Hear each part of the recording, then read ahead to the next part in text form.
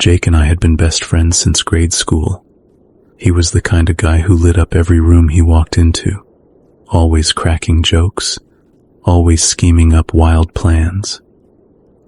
So when Jake disappeared, it didn't just leave a void in my life. It ripped a hole straight through it. The last time I saw him was over a year ago. We'd been at our favorite dive bar, talking about life, work, and all the things we'd do once we finally made it. He was cracking jokes about how his boring office job was sucking the life out of him. A week later, he stopped answering my texts. At first, I thought he was just in one of his off-the-grid phases. He'd do that sometimes, disappear for a few days to clear his head. But when days turned into weeks, I knew something was wrong. His family filed a missing persons report, but the cops didn't have much to go on. No signs of foul play, no unusual bank activity. It was like he'd just evaporated. His coworkers didn't have any answers either. He'd left the office on a Friday like usual, and by Monday, he was gone. Months passed, and life moved on, at least for everyone else. His parents seemed resigned to the idea that he was gone for good. Even his sister stopped calling me for updates. But I couldn't let it go. Jake wasn't the kind of person who'd just walk away from everything. He'd have told me if something was wrong. Then one day, out of nowhere, his sister reached out. She'd been cleaning out Jake's old apartment and found a laptop he used to keep hidden. "Maybe there's something in there," she said, handing it over. I didn't know it then, but that laptop would lead me down a rabbit hole I'd never escape from. The laptop was ancient, dusty and held together with duct tape. When I booted it up, I was met with a password screen.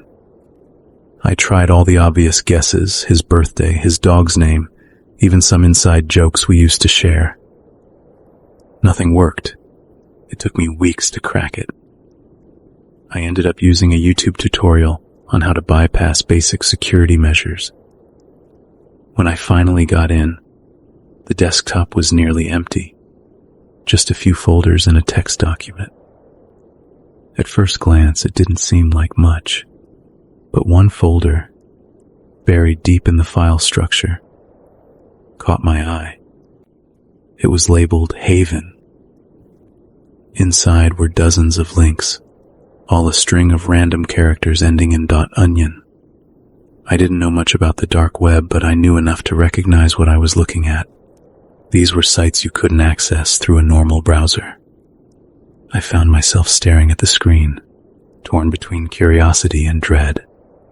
I debated whether to even open one of the links, but the thought of Jake, where he might be, what he might have been involved in, pushed me forward. I downloaded the Tor browser and clicked the first link. What I saw made my stomach churn. It was a dark web forum, a place where anonymity reigned and morality was non-existent. The topics ranged from conspiracy theories to illegal activities I couldn't even bring myself to read about. But as I explored further, I found something even darker. A section dedicated to missing persons. The missing persons section was exactly what it sounded like. Photos of people, young, old, men, women, all listed with chilling captions like healthy, obedient, perfect for domestic service, or prime organ donor material. I kept scrolling, my hands trembling. Then I saw it. Jake's photo stared back at me from the screen. It was blurry and poorly lit, but there was no mistaking it. The scar above his left eyebrow, the slightly crooked smile. I knew it was him. The caption read, "Male, 25, intelligent, strong build. Starting bid, 30 BTC. I froze. My chest tightened as I reread the description. hoping I was wrong. But it was Jake, the friend I'd laughed with, argued with, grown up with. Now he was reduced to a commodity, something to be sold to the highest bidder. The first thing I did was call the police.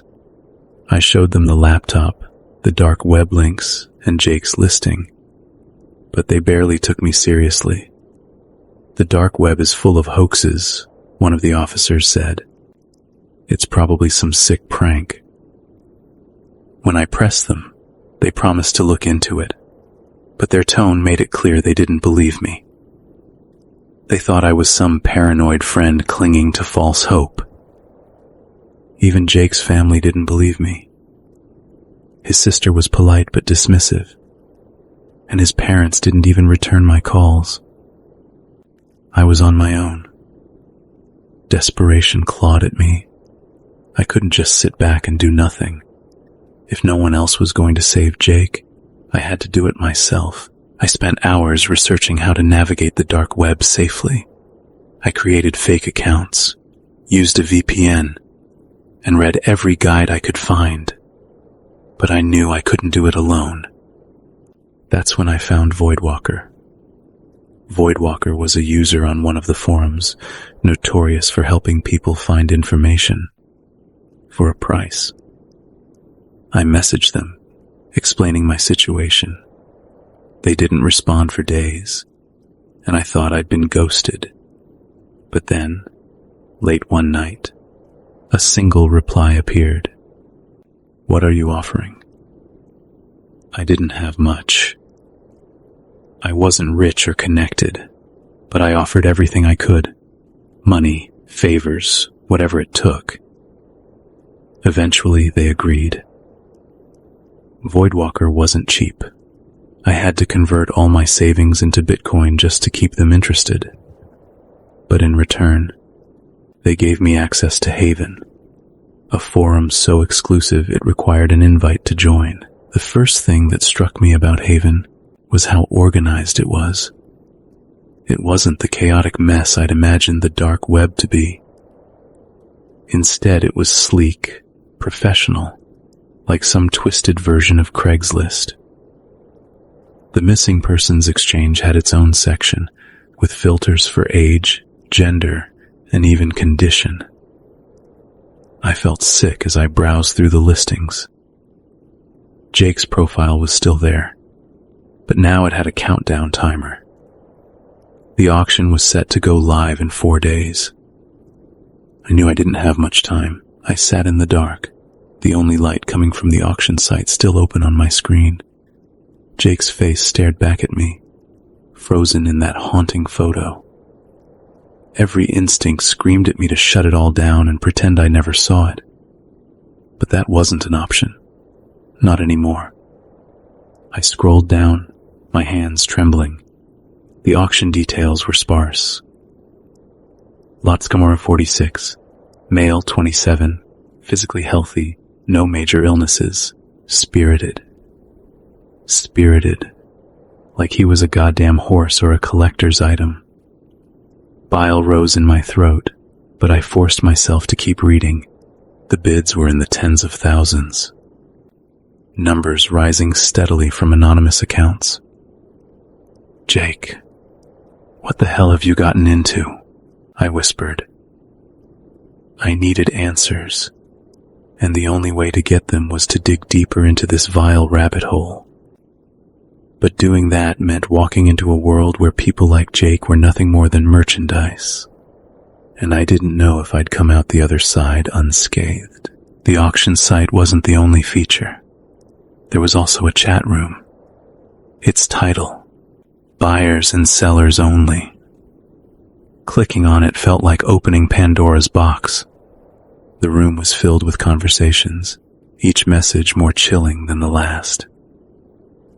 Lot 46 looks like a fun one. Any details on prior experience? When is the transport happening? Need discretion as usual. Got any more young ones? Looking for something under 20? I clenched my fists so hard my knuckles went white.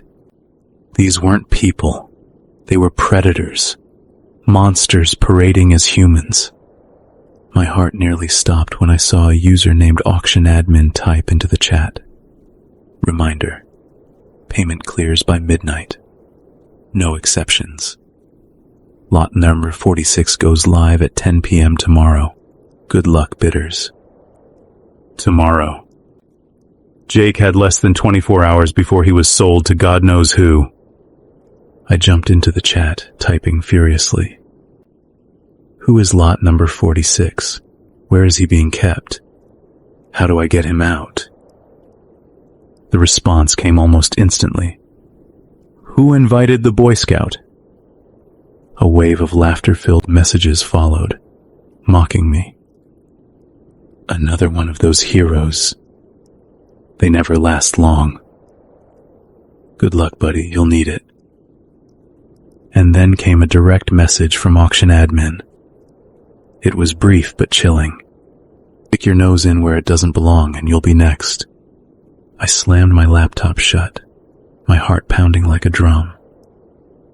For a moment, I considered stopping there, turning it all off, pretending I hadn't seen anything. But Jake's face kept flashing in my mind. That hollow look. The bruises. He wouldn't give up on me. And I couldn't give up on him. I spent the next few hours pulling together what I'd need. A burner laptop, a VPN strong enough to withstand any attempts to track me, and every ounce of courage I had. I was going to do what the cops couldn't. Find out where Jake was being held, and stop this nightmare. The next morning, my phone buzzed with a new text from an unknown number. Last warning. Stop now. Attached was a photo of my apartment building. They knew where I lived. Despite the threat, I logged back onto the dark web, this time with tighter security. I went straight to the chat room. To my surprise, someone messaged me privately. The username was Lot 46 Watcher. Looking for lot number 46? The message read. I hesitated, then typed back. Yes. Do you know where he is? There was a long pause before the reply came. Maybe. But if you want info, you'll have to pay. I don't do charity.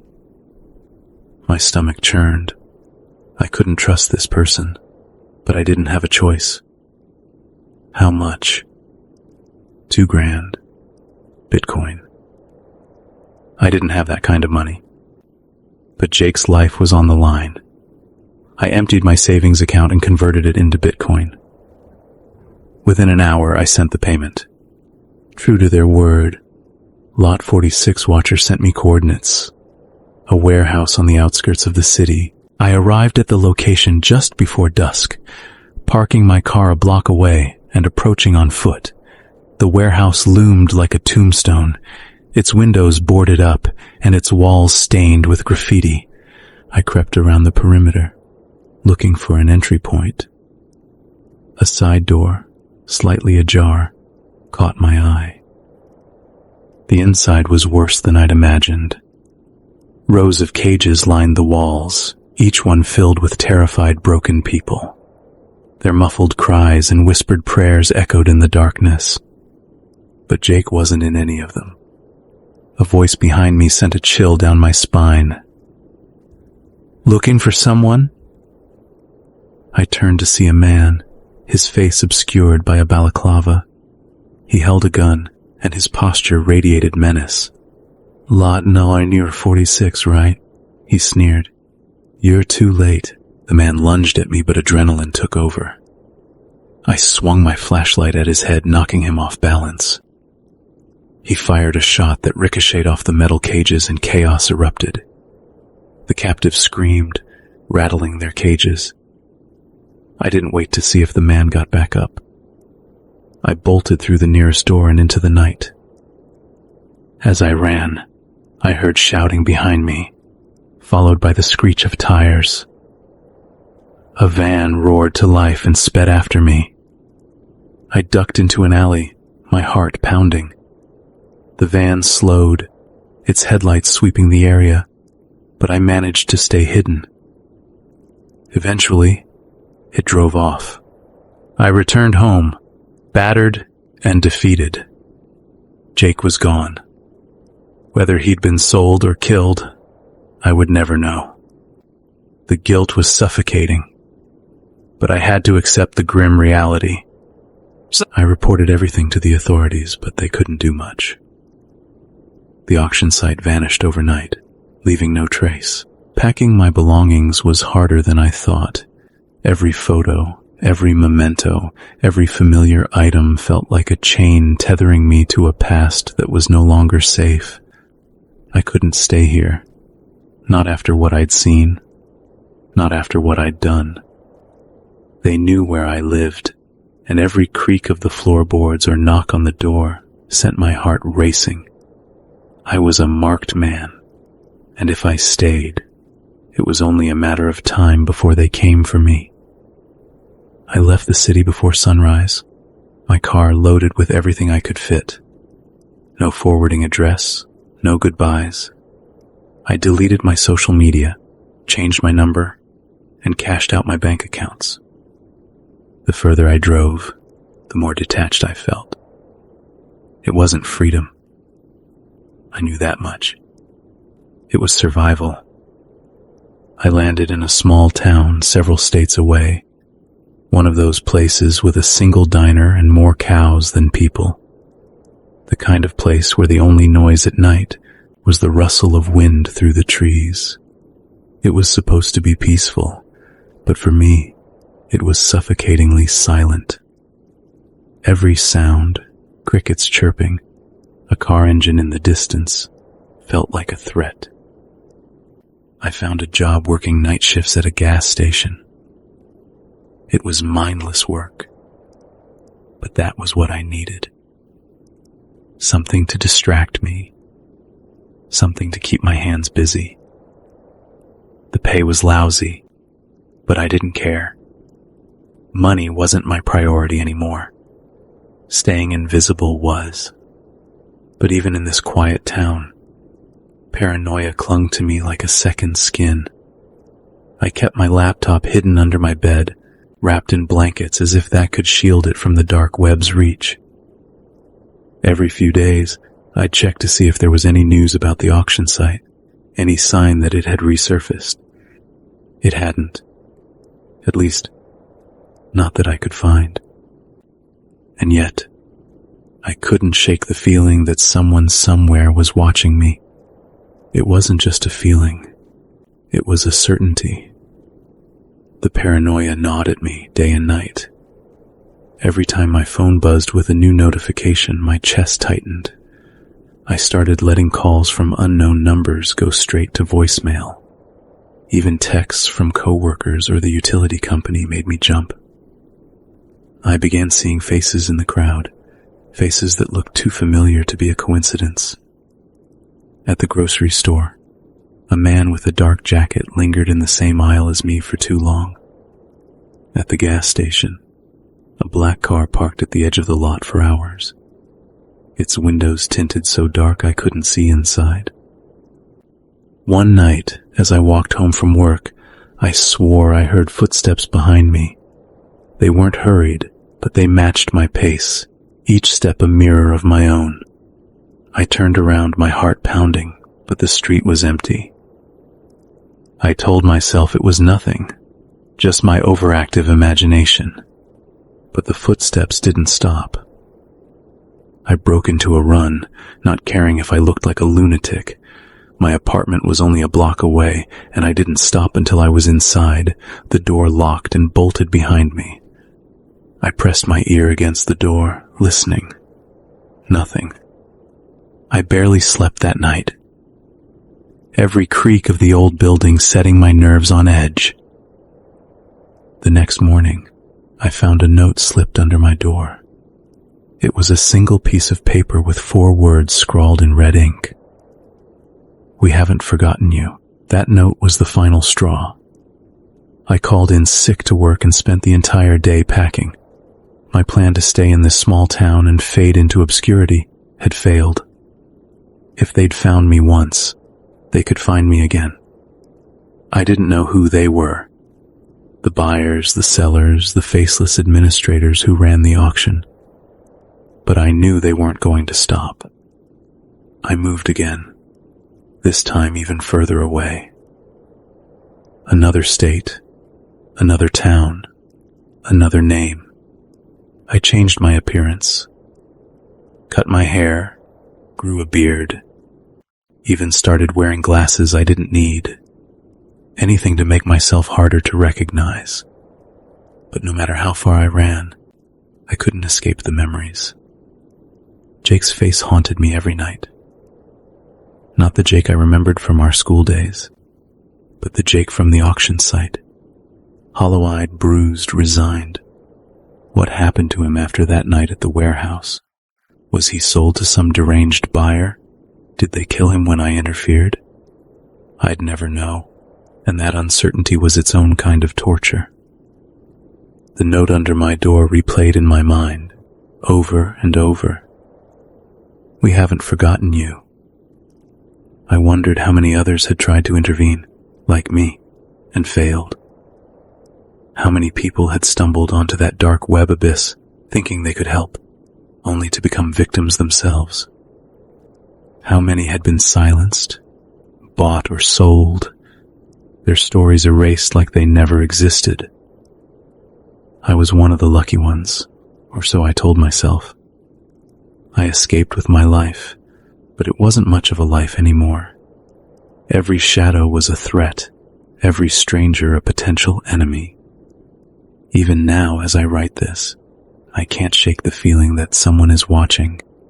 Maybe they're reading this, laughing at my paranoia. Maybe they're planning their next move. But if there's one thing I've learned, it's this. No one escapes the dark web entirely. Not me. Not Jake. And not the countless others who didn't get away.